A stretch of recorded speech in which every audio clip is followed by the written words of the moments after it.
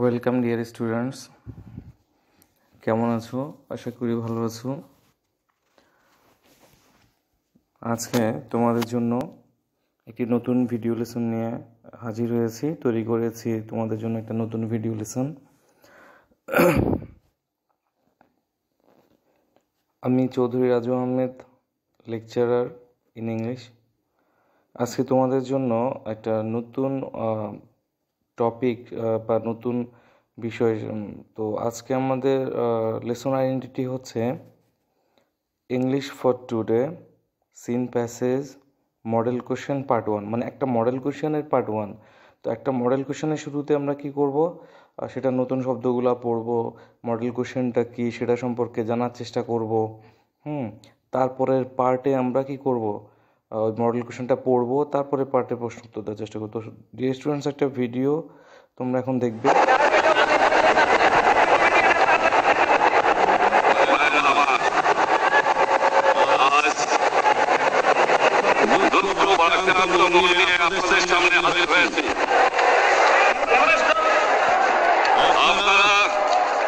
সবই জানেন এবং বোঝেন,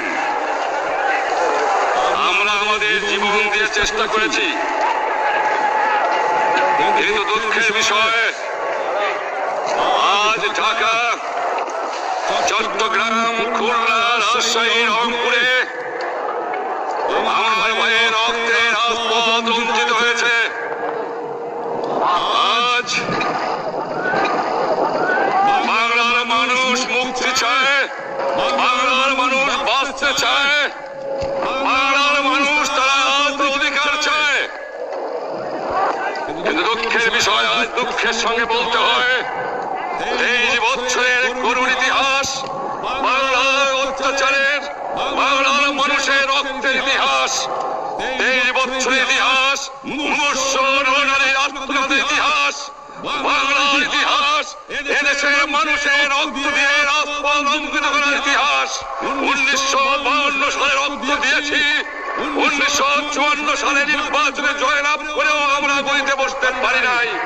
1958 সালে আইয়ুব খান মার্শাল জারি করে 10 বছর পর্যন্ত আমাদের গোলাম করে রেখেছে। 1967 সালে 6 দফার আন্দোলনের 7 জুনে আমার ছেলেদের গুলি করে হত্যা করা হয়েছে। 1969 আন্দোলনে আইয়ুব খানের পতন হওয়ার পরে যখন ইয়াহিয়া খান সাহেব সরকার নিলেন, তিনি বললেন দেশে শাসনতন্ত্র দেবেন, গণতন্ত্র দেবেন, আমরা মেনে নিলাম। তারপরে অনেক ইতিহাস হয়ে গেল, নির্বাচন হলো। আপনারা জানেন দোষ কি আমাদের? আজকে আমি প্রেসিডেন্ট ইয়াহিয়া খান সাহেবের সঙ্গে দেখা করেছি, আপনারা জানেন, আলাপ আলোচনা করেছি। আমি পাক শুধু বাংলা নয়, পাকিস্তানের মেজরিটি পার্টির নেতা হিসাবে তাকে অনুরোধ করলাম 15 ফেব্রুয়ারি তারিখে আপনি জাতীয় পরিষদের অধিবেশন দেন। তিনি আমার কথা রাখলেন না, তিনি রাখলেন ভুট্টো সাহেবের কথা। তিনি বললেন প্রথম সপ্তাহে মার্চ মাসে হবে, তিনি মানে নিলেন। আমরা বললাম ঠিক আছে, আমরা অ্যাসেম্বলিতে বসবো, আমরা আলোচনা করবো। আমি বললাম বক্তৃতার মধ্যে অ্যাসেম্বলির মধ্যে আলোচনা করবো। এমনকি আমি এ পর্যন্ত বললাম যদি কেউ ন্যায্য কথা বলে, আমরা সংখ্যায় বেশি হলেও একজন যদিও সে হয়, তার ন্যায্য কথা আমরা মেনে নেব।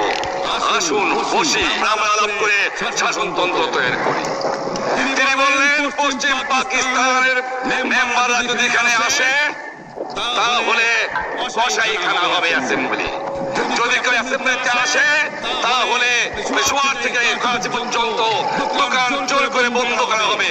তারপরেও যদি কেউ আসে তাকে সান্নাসার করা হবে। আমি বললাম অ্যাসেম্বলি চলবে।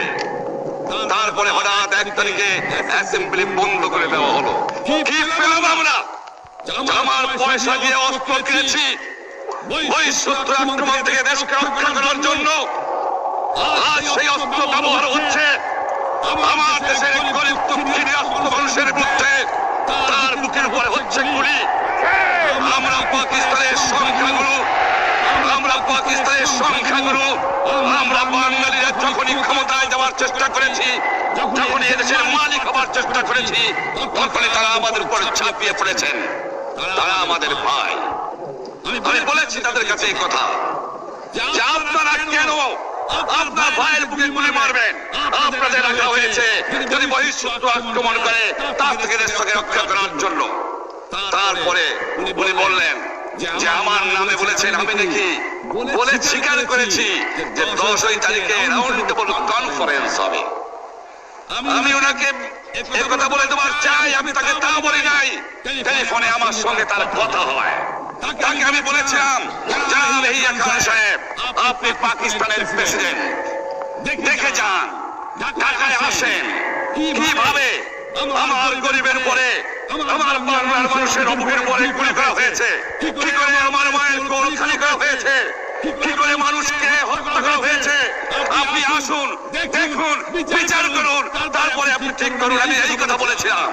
হঠাৎ আমার সঙ্গে পরামর্শ না করে, আমাদের সঙ্গে আলোচনা না করে, 5 ঘন্টা গোপনে বৈঠক করে যে বক্তৃতা তিনি করেছেন এবং যে বক্তৃতা করে অ্যাসেম্বলি করেছেন, সমস্ত দোষ তিনি আমার উপরে দিয়েছেন, বাংলার মানুষের উপরে দিয়েছেন।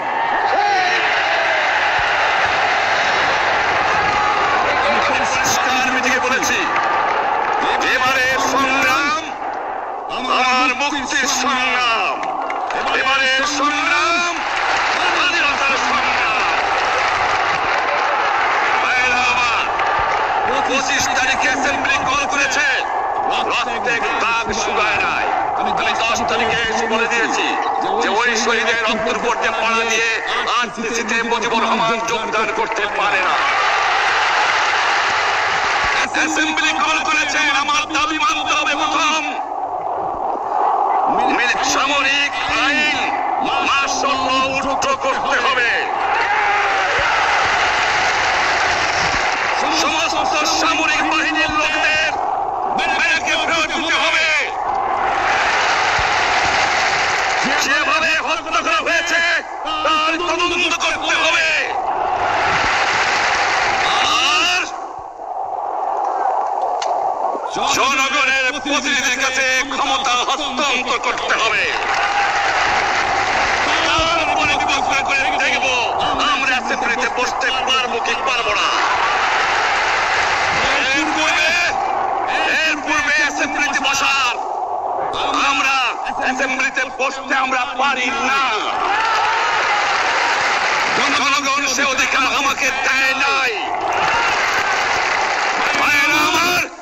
আমার উপর বিশ্বাস আছে। আমি প্রধানমন্ত্রিত্ব চাই না, আমরা দেশের মানুষের অধিকার চাই। আর যদি একটা গুলি চলে, আর যদি আমার লোকের উপর হত্যা করা হয়, আমাদের উপর কাছে আমার অনুরোধ রইল, প্রত্যেক ঘরে ঘরে দুর্গ গড়ে তোলো।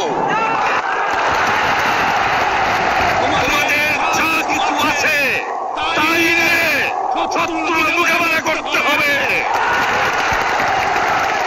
এবং জীবনের তরে রাস্তাঘাট যা যা আছে সবকিছু আমি যদি হুকুম দিতে পারে নাও পারি, তোমরা বন্ধ করে দেবে। তোমরা আমার ভাই, তোমরা পাড়াকে থাকো, কেউ তোমাদের কিছু বলবে না, কিন্তু আর আমার বুকে পর গুলি চালাবার চেষ্টা করো না, ভালো হবে না। 7 কোটি মানুষকে তামায় রাখতে পারবো না। আমরা যখন মরতে শিখেছি তখন কেউ আমাদের দমাতে পারবে না। যে পর্যন্ত আমার এই দেশের মুক্তি না হবে, আপনার ট্যাক্স বন্ধ করে দেওয়া হলো, কেউ দেবে না। আমি অনুরোধ করছি, আপনারা আমাদের ভাই, আপনারা দেশকে একেবারে জাহান্নামে ধ্বংস করে দিয়েন না। জীবনে আর কোনদিন আপনাদের মুখ দেখা দেখি হবে না। যদিও আমরা শান্তিপূর্ণভাবে আমাদের ফয়সালা করতে পারি, তাহলে অন্তপক্ষে ভাই হিসেবে বাস করার সম্ভাবনা আছে। সেই জন্য আপনাদের অনুরোধ করছি, আমার এসে আপনারা মিলিটারি শাসন চালাবার চেষ্টা আর করবেন না।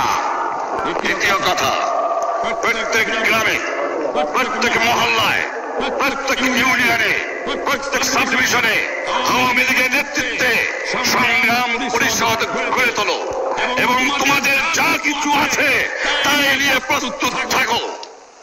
মনে রাখবা, রক্ত যখন দিয়েছি রক্ত আরো দেব, এই দেশের মানুষকে মুক্ত করে ছাড়বো ইনশাআল্লাহ। এবারে সংগ্রাম আমাদের মুক্তির সংগ্রাম, এবারে সংগ্রাম স্বাধীনতার সংগ্রাম।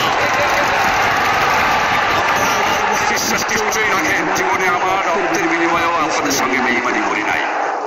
প্রধানমন্ত্রিত্ব দিয়ে আমাকে নিতে পারে নাই, ফাঁসি কাছে আসামি দিয়ে আমাকে নিতে পারে নাই। যে রক্ত দিয়ে আপনারা আমাকে দিল্লি থেকে বার করে নিয়ে এসেছিলেন, এই রেসকোর্স ময়দানে আমি বলেছিলাম আমার রক্ত দিয়ে আমি রক্তের দিন শোধ করবো, মনে আছে? আমি রক্ত দেওয়ার জন্য প্রস্তুত। আমাদের মিটিং এইখানেই শেষ। আসসালামু আলাইকুম। জয় বাংলা। আমাদের আজকের লেসন টপিক হচ্ছে সেই কালজয়ী 7ই মার্চের ভাষণ বঙ্গবন্ধু শেখ মুজিবুর রহমানের। তো সেটা এই বিষয়টা নিয়ে এই সিন প্যাসেজটা বা মডেল কোয়েশ্চেনটার আর যে নতুন শব্দগুলো আছে সেগুলো নিয়েই আজকে আমরা আলোচনা করব। কারণ একটা প্যাসেজ বলো, প্যারাগ্রাফ বলো, সেটা যদি পড়তে হয়, শিখতে হয় ভালোভাবে, তার সিন প্যাসেজ, তার যে নতুন শব্দগুলো আছে সেগুলো আগে ভালোভাবে পড়তে হবে। তো আজকে আমাদের ভিডিও লেসনটা হচ্ছে আমরা নতুন শব্দগুলো নিয়ে আলোচনা করবো এবং আজকে লেসন টপিকটা সম্পর্কে জানলাম। So dear students, let's start. Before মানে সামনে বা পূর্বে, আগে। গ্রিফ মানে দুঃখ। অ্যাসেম্বলি মানে সভা।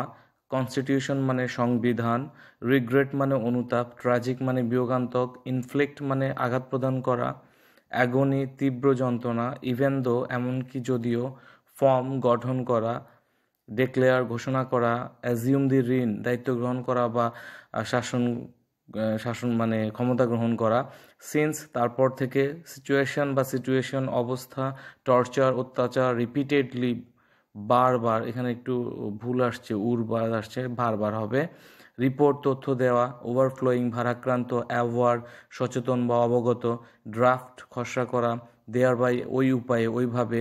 থ্রু মধ্য দিয়ে। কপ সামলানো বা মিলিয়ে চলা। শেড ঝরানো।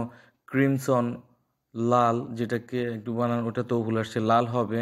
ভিক্টর বিজেতা। লঞ্চ উত্থাপন করা। অ্যানস্লেভ দাস বা গোলাম করে রাখা। রিস্টোর পূর্বের অবস্থায় ফিরিয়ে আনা।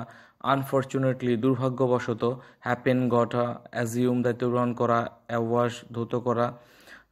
সো ডিয়ার স্টুডেন্টস, আমরা লেসনের শেষ পর্যায়ে এসেছি। তোমাদের একটা বাড়ির কাজ থাকবে, সেটা হচ্ছে revise the meaning of the new words. এই নতুন শব্দগুলোর যে অর্থটা সেটা রিভাইজ করবে, পুনরাবৃত্তি করবে, সো দ্যাট যাতে করে you can understand the passage. পরবর্তী ভিডিও লেসনে আমরা যে প্যাসেজটা পড়বো, সিন প্যাসেজটা বা মডেল কোশ্চেনটা, সেটা যাতে করে তোমরা ভালোভাবে বুঝতে পারো, সেই জন্য তোমরা এই নতুন শব্দগুলো বারবার পড়বা। সো ডিয়ার স্টুডেন্টস, আজ এই পর্যন্তই। পরবর্তী ভিডিও লেসন মানে এই সিন প্যাসেজটার হচ্ছে হিস্টোরিক্যাল স্পিচ পার্ট 2 দেখার আমন্ত্রণ জানিয়ে তোমাদের থেকে এখানেই বিদায় নিচ্ছি। সবাই ভালো থাকবে, শারীরিক দূরত্ব মেনে চলবে, স্বাস্থ্যবিধি মেনে চলবে, পরিষ্কার পরিচ্ছন্ন থাকবে, আর সবচেয়ে ইম্পর্টেন্ট কথা হচ্ছে পড়াশোনায় মনোযোগী হবে, পড়াশোনায় বেশি সময় দিবে। এই বলে তোমাদের থেকে বিদায় নিচ্ছি। আল্লাহ হাফেজ, ভালো থাকবে।